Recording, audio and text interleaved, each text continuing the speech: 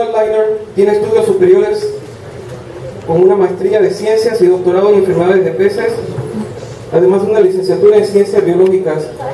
Y actualmente ocupa el cargo de profesor del Departamento de Veterinaria y Microbiología de Ciencias de la Vida Salvaje y Pesca de la Universidad de Arizona. Démosle la bienvenida, por favor, al doctor Lightner.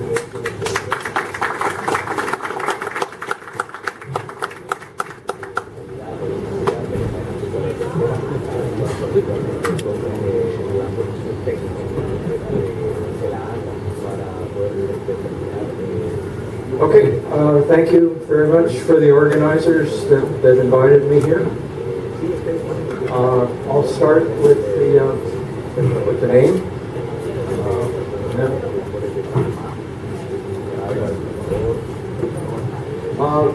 This is acute pancreatic necrosis disease.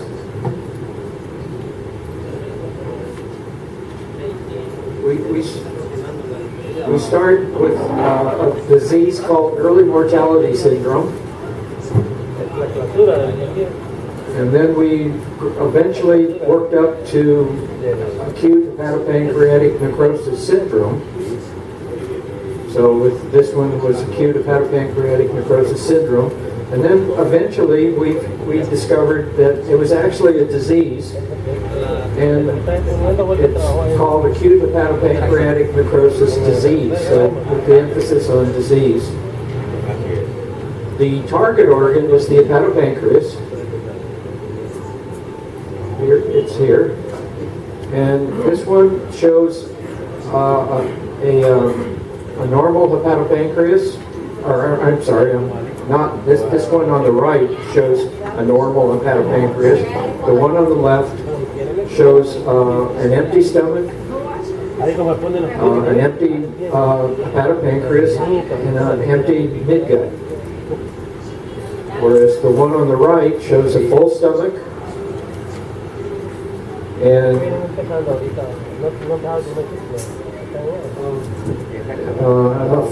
full stomach and a full midgut. The target organ for this disease, which we call EMS because it's much shorter, but it's the target organ is the hepatopancreas. And so there's a dorsal lobe and then a ventral lobe of the hepatopancreas that are involved in this disease. This is a normal hepatopancreas. This one shows the midgut. This one also shows a lot of R cells and B cells and F cells. And then up here in the distal tubular tips are some mitotic figures. So this is a distal part of the hepatopancreas with mitotic figures. There's one there, one here, one there. And then these are F cells, and then B cells, and then R cells. So this is the typical histopathology of the normal hepatopancreas. Okay, so when we see gross signs of early mortality syndrome or acute hepatopancreatic necrosis disease, we see significant atrophy of the hepatopancreas. We see often pale yellowish or white within the hepatopancreas connective tissue capsule. We often see that. There's black spots or streaks that are sometimes visible. And the main difference is that the hepatopancreas does not squash easily between a thumb and a finger. So if you try to squash it, it doesn't squash very well. There's an acute phase of hepatopancreatic necrosis disease, and it's called acute hepatopancreatic necrosis disease. The HP tubule cells, there's R cells, B cells, F cells, and then the last ones to go are the E cells. Anyhow, they show acute loss of function. Then I've put here in bold type significant acute sloughing of the HP tubule epithelial cells. So this is the principal lesion of EMS, or acute hepatopancreatic necrosis disease. Abundant bacteria in the hepatopancreas at this stage are not easily demonstrated, so that's another key characteristic. But then you move into the terminal phase, and the terminal phase ends with destruction of the hepatopancreas by opportunistic Vibrio species. So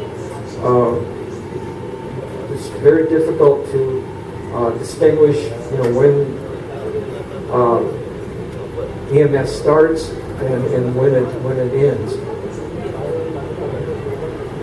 This is a Penaeus monodon from Vietnam, and it's at 20x. And what you see here is a lot of hemocytes. There's quite a few hemocytes. There's some here. There's some here. But the main lesion is the rounding up and sloughing of the hepatopancreas epithelial cells. So you see some rounded up and sloughed epithelial cells. Maybe this is probably one of the better ones. And here's another really good one. That is the key characteristic of the acute phase of this disease.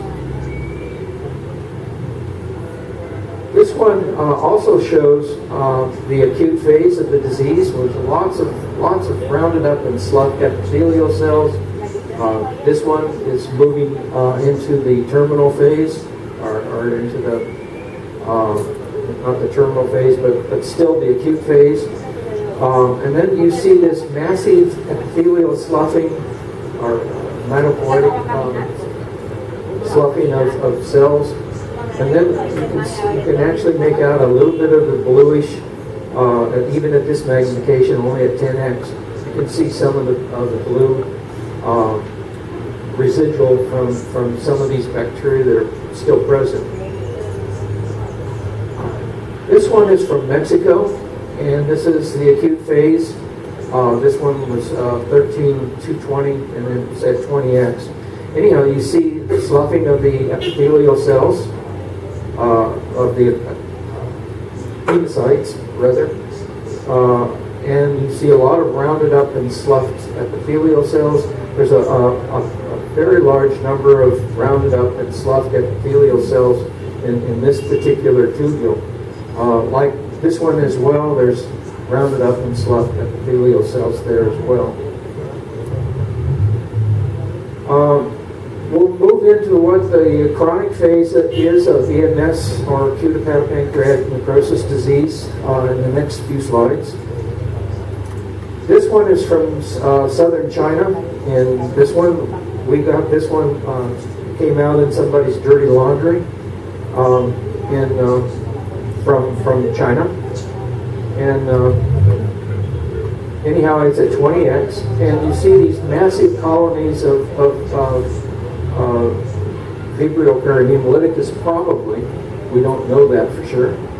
But there's also still lots of remaining sloughed epithelial cells. And there's quite a few hemocytes that are circumventing or are showing that there's still, this is just starting with the terminal phase of EMS.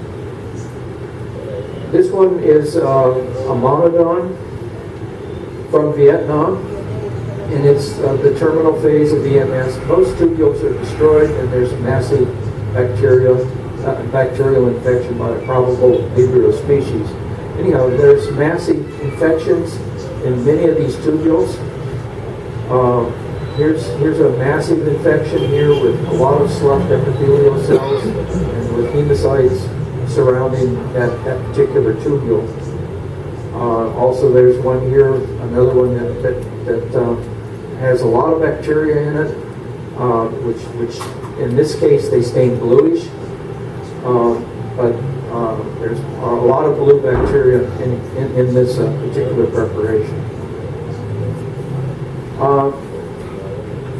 I want to then move into Mexico, where we show that Mexico also has this disease.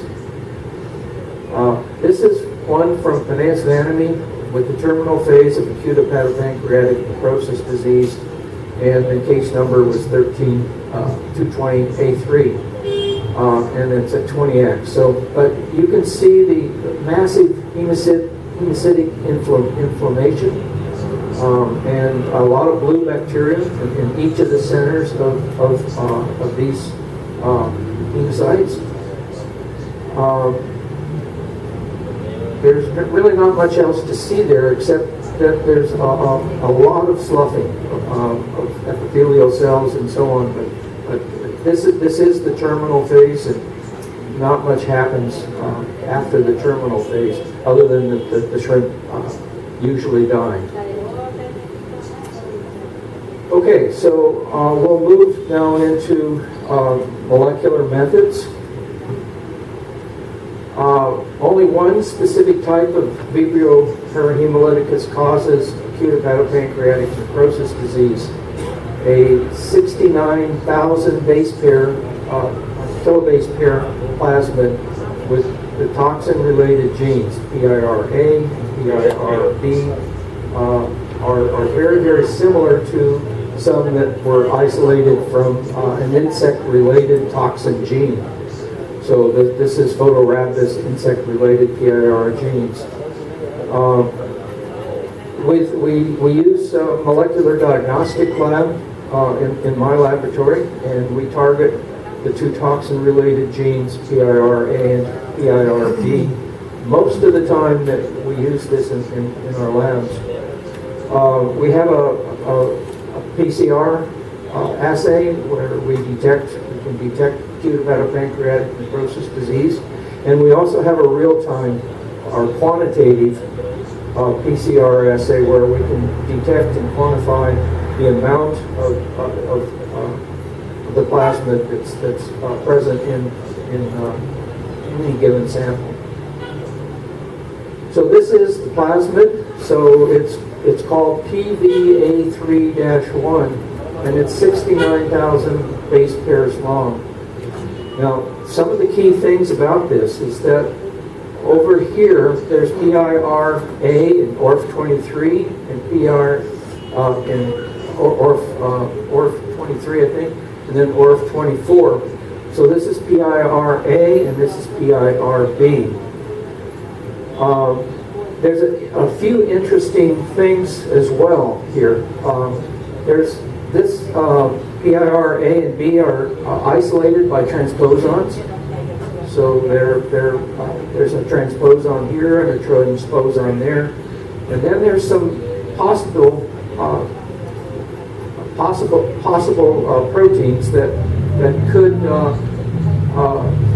cause transfer of certain proteins to this plasmid. So this plasmid may or may not be stable. At this point, we just don't know at this time.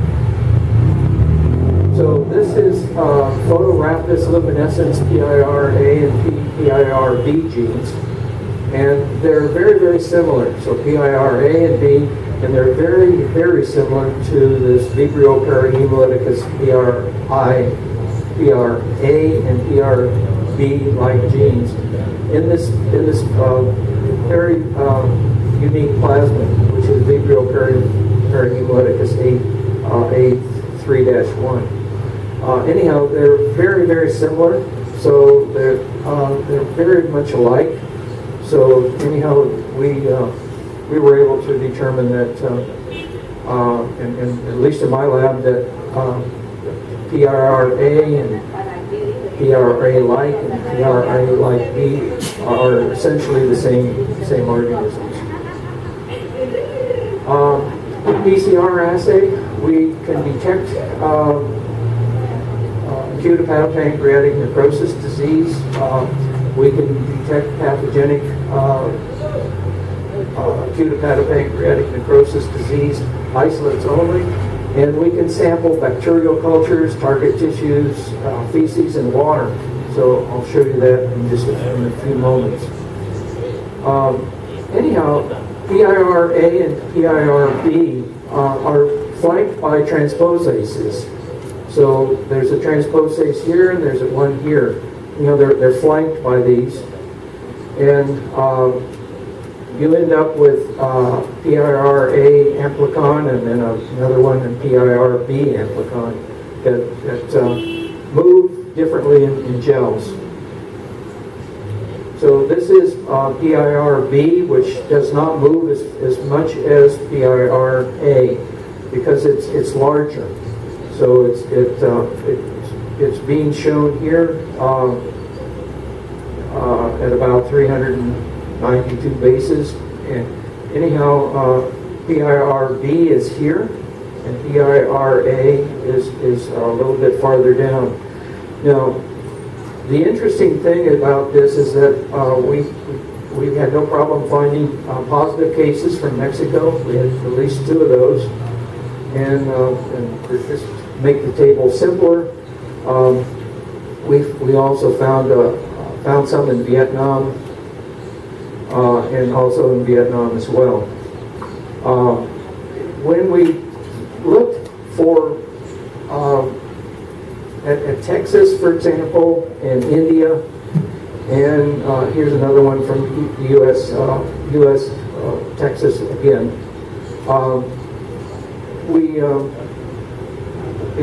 With A2, we didn't find any photorhabdous kinds of PIR-A or B.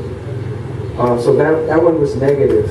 In India, it was also negative, but they did have septic hepatopancreatic necrosis. And then this one from Texas, 13431, it didn't show anything either. So these were all negative.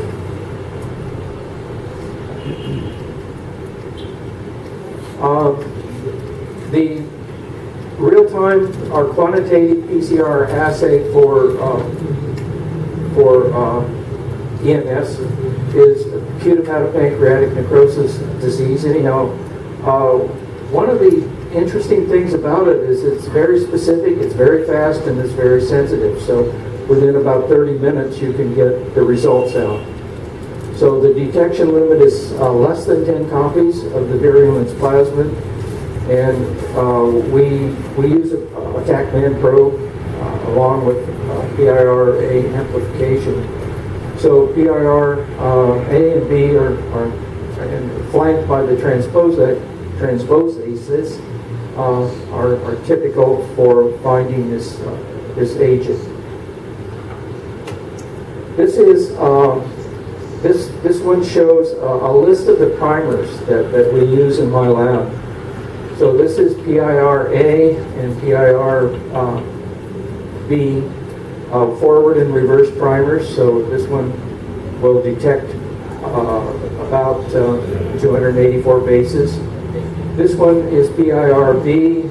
This is another one, PIR-B, forward and reverse primers. This one also detects 392 bases, and it's PIR-B that we use. This one, PIR-A, forward and reverse. So this is the forward and reverse primers, and this is the TACMAN probe that we often use in some of the reactions that we carry out, at least in my lab. And this is for real-time or quantitative PCR. This one's from Mexico, and we'll get to this in a few minutes. But it'll show that there's an insertion in the Mexican isolates that is very atypical. This one's from Southeast Asia, where there's no insertion at all. So this one, the primers there are shown. And we'll skip this last one. Okay. This is amplification plots of acute hepatopancreatic necrosis disease with a number of Vibrio strains. And then this is the standard curve that we always use in my lab for all of the quantitative PCR applications that we run in my lab. So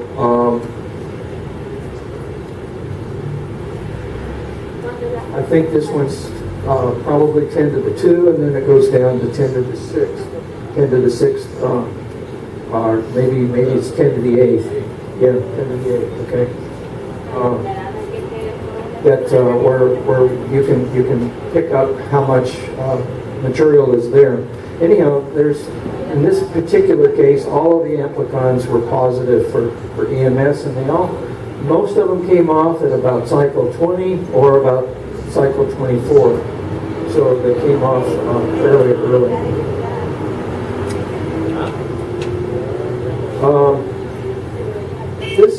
This one shows variable copy numbers from 0 to 5. Anyhow, this is a quantitative real-time PCR assay. Anyhow, this shows some isolates from China that we obtained in 2012. Both of those were positive. This is a laboratory bioassay, and we worked with a number of things from, in this case, Thailand. Anyhow, they had as much as 10 to the 9th colony forming units per mil, and so by day 1 and day 2, most of the animals were either or moribund or dead. This one at 10 to the 5 colony forming units per mil. This one also, they had some high mortalities. And here, day 2, also some high mortalities. These were, I think, up to 10 to the 3 and up to about 10 to the 5 colony forming units per mil. And then the most interesting thing was that we could actually transfer the disease through the water. So just the water in the tank, and we use 1,000-liter tanks. We actually found presence of in water samples. We found presence of the agent. So this one was about 10 to the 9 colony forming units per mil. And this one is up to about 10 to the 6 colony forming units per mil. And this particular one is the most interesting. So some Vibrio parahemolyticus isolates cause acute hepatopancreatic necrosis disease. The toxin that's related to the PIR-A and PIR-B genes in plasmid, which is around 59,000 bases. And the PIR-A and B genes occur between the transposases. 2 molecular typing methods were developed in the lab. One was just a simple PCR assay with detection of acute hepatopancreatic necrosis disease, and it's highly specific. We use it routinely in my lab. And then the other one that we also use, which is becoming more and more popular, is that we also can detect acute hepatopancreatic necrosis disease and quantify it. We can actually do qPCR, and it's fast, it's sensitive, and it's highly specific. So that's coming along in our lab is probably the next generation. Okay, go ahead. One of the other things that we did was we worked with ORF4 and ORF5. It's up there somewhere. It's up there somewhere. Okay. Anyhow, yeah, ORF4 and 5. And we ignored the PIR-A and PIR-B toxin genes, and we also ignored these transposases, or transposons, for that reason. Actually, they're not transposons; they're transfer proteins. So what we did then was we did OR4 and OR5. And OR4 has a transposase, and OR5 has a hypothetical protein. So anyhow, what we did was we monitored the epidemiology and contamination of OR4 and OR5. So again, this one had a transposase, and this one had a hypothetical protein.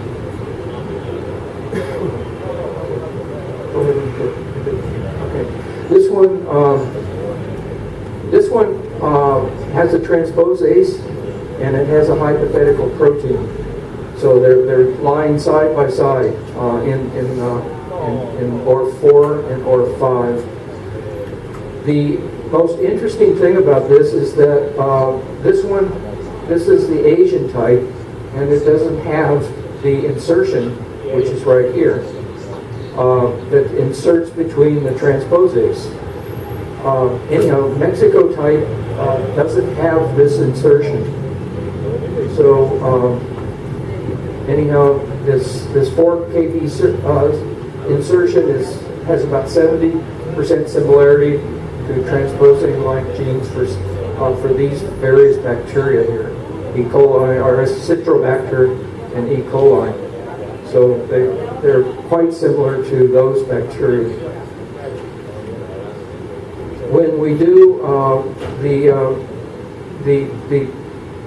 PCR assay, we find that the Mexican isolate is negative, or positive rather, for the insertion, whereas the Vietnamese isolate is not. So anyhow, this shows the Mexico type, and this shows the Asian type. And I think if you count the number of marks over here on the side for the genome type, you can find that, well, again, we use PIR-A this time. Anyhow, you can find that the Mexico type has the insertion, and the Asian type does not. Okay. So the Mexican type has this insertion. So it's in all of the isolates that we've got from Mexico, and we have quite a few in my lab now, versus some of the ones from Vietnam, China, Thailand, Vietnam, and also a number of Vietnamese isolates.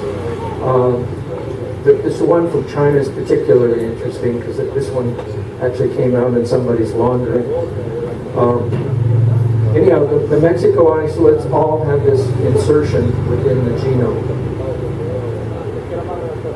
So the shrimp bioassay, we ran this bioassay to determine whether or not the Asian and Mexico types were, if they were anything like being together.